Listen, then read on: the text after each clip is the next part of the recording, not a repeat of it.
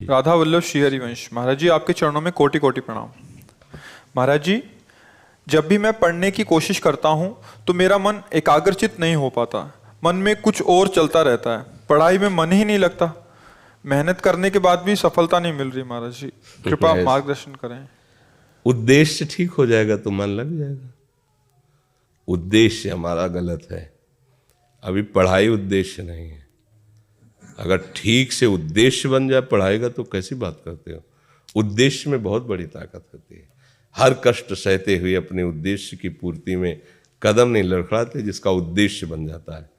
उद्देश्य बन जाए तो ब्रह्मचारी हो, उद्देश्य ठीक हो, एक बार पढ़ लोगे, 1000 वर्ष अगर जीवित रह कभी भी पूछ लो, बात आ जाएगी उसके दिमाग में। अब नाना प्रकार की क्रियाओं से ब्रह्मचर्य का नाश करे, अपने उद्देश्य का नाश करे, तो फिर यही बातें होती जो आप कह रहे हो। कक्षा 9 पढ़े, व्याकरण नहीं पढ़े, शास्त्री नहीं पढ़े, कहीं दूसरी जगह ऐसे नहीं गए कि बैठ के सत्संग सुन के और सीख के बोल रहे हैं, तो भगवद आश्रित हो जाओ सब। अब आप खुद समझ ना हमारी बात को। आप खुद अपना नाश कर रहे हैं। ब्रह्मचर्य का नाश वीर का नाश, जीवन का नाश है। ब्रह्मचर्य अगर सही है, आपने किसी तरह इधर उधर, तो ये प्रश्न ही नहीं रहेगा।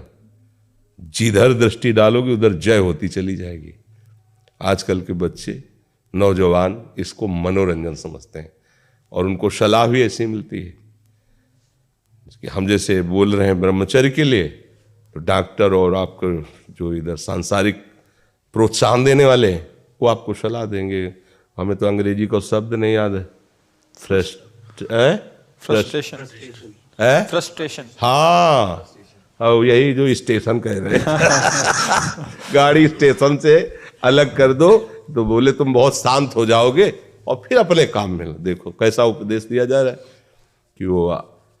तो ये जो कमियां है ना, ये कोई भूत नहीं है जैसे लोग कहते हैं ना, पता नहीं कौन, ऐसा कुछ नहीं। गंदी आदतें हैं, इन पर संयम लाओ। आप समझ रहे, स्वीकार करते हो हमारी बात कि इसमें आपको संशय है?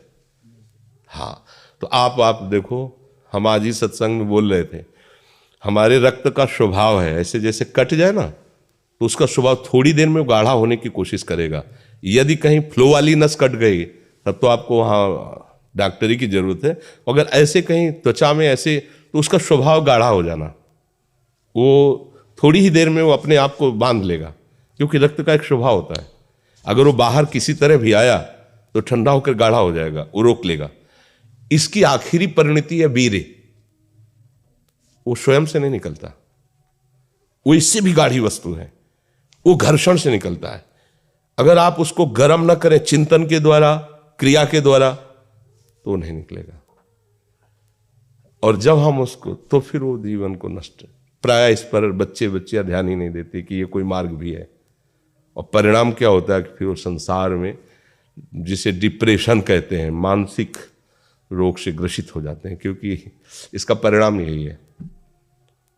या तो आपको प्रमाद और आलस्य युक्त होकर समाज से अलग पड़ा रहना पड़ेगा, और या फिर आखिरी कि आत्महत्या कर लें, ऐसी सलाह आपका मन देगा, ऐसी स्थिति में पहुंचा देगा। इसलिए हमें लगता है जब तक ब्याह न हो तब तक ब्रह्मचर्य से रहो, ब्याह भी हो जाए तो संयम से रहे। ये जीवनी शक्ति है, ये किसी के साथ खिलवाड़ नहीं करना चाहिए। पढ़ाई लिखाई वो कैसे तुम्हें बताए, अभी आप छेड़ना मत। जैसे लोग कहते ना, मैं बहुत परेशान हूं, कुछ करता नहीं हूं, ऐसा हो जाता है वैसा हो जाता है। तो आपको हम बता रहे, रक्त का स्वभाव है जैसे, तो इसकी आखिरी परिणति है वो वीर। उसका स्वभाव नहीं है बहना, उसका स्वभाव ऐसा है। उसको जब तक ताप नहीं लगेगा तब तक वो बाहर नहीं हो सकता। आपने गलत अभ्यास किया, माना 2-4 महीने 5 महीने वो अपने अभ्यासवश पतित होगा, लेकिन आप छोड़िए, उसका चिंतन छोड़िए, उसकी क्रिया छोड़िए, अपने आप वैसे हो जाएगा। जैसे रक्त है, आप 1 महीने में देना शुरू करो,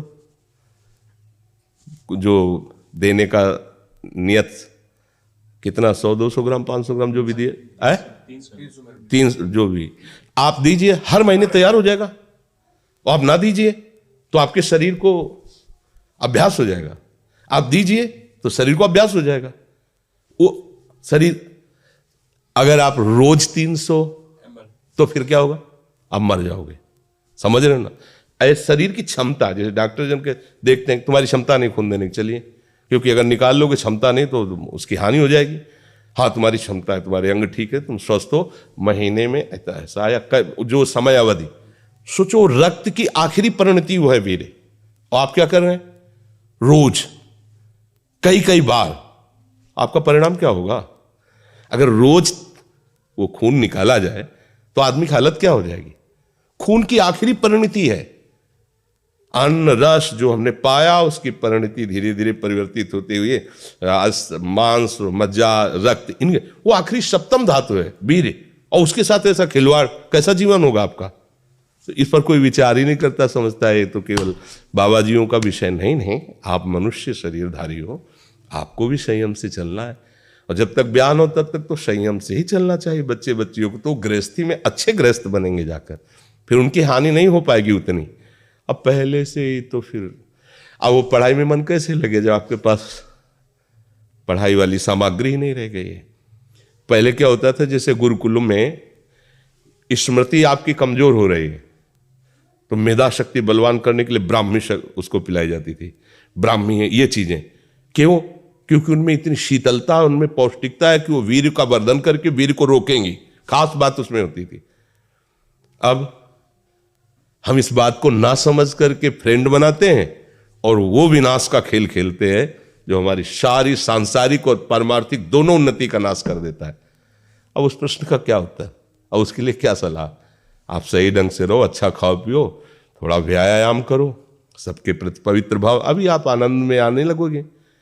और जैसी आदतें आजकल हो रही, आनंद वाली तो है नहीं, ये तो पतन वाली ही है। 4 दोस्त मिलते हैं, मदिरा पान करते हैं, गांजा और तो और क्या ड्रग्स फ्रग्स। आप बताओ क्या होगा? आप इतना विष डाल रहे हो अपने अंदर, इसलिए विषैली चीजें डाल रहे हो, ऐसी गंदी आदतें डाल, आपका जीवन क्या होगा? कैसा खिलवाड़ किया जा रहा है मनुष्य शरीर से, जबकि ये देव दुर्लभ देही है भगवत प्राप्ति, इसके साथ कैसा? तो बच्चों को ना तो सत्संग मिल रहा है, ना शास्त्र स्वाध्याय मिल रहा है, ऐसा ही संग मिल रहा है जो पतन का कारण क्या हो रहा है। अच्छा, बहुत पढ़े लिखे हो और शराब पी के नाली के कीड़े की तरह पड़े हो, माता पिता का अपमान कर रहे हो, मन मानी बेविचार कर रहे हो, पढ़ाई लिखाई क्या हुआ? पढ़ा लिखा से भाई विद्या तो वही जो विनय, पवित्रता, शालीनता, सभ्यता, नम्रता, ये तो सद्गुण विद्या में आज की रह नहीं रहे। पढ़े लिखे माता पिता को ऐसे डांट देते जैसे कोई नौकर से बात करता है, हम स्वतंत्र हैं। अरे विषयों के गुलाम तू कब स्वतंत्र हो गया? स्वतंत्र तो परमहंस जन होते हैं जिन्होंने इंद्रियों को अब जीत लिया और भगवद आनंद में मस्त हो, वो स्वतंत्र हैं। इंद्रियों के गुलाम तुम स्वतंत्र हो? जो विषय जब चाहता है तुम्हें गिरा, तुम स्वतंत्र हो? माता पिता, गुरु, शास्त्र, इनकी परतंत्रता स्वीकार करने वाला ही स्वतंत्र होता है। ये मनमानी आचरण जो आजकल समाज में विस्तृत हो रहे हैं ना, ये पतन, अशांति और पाप का कारण बनते हैं, जो बहुत हानिकारक है। तो बच्चा सावधानी से रहो, जो बचा है उसको संभाल लो जीवन। जब से ज्ञान हो जाए तब से अपने को संभाल ले। भाई पूर्व में गलती हो गई, आगे सुधार लेते हैं।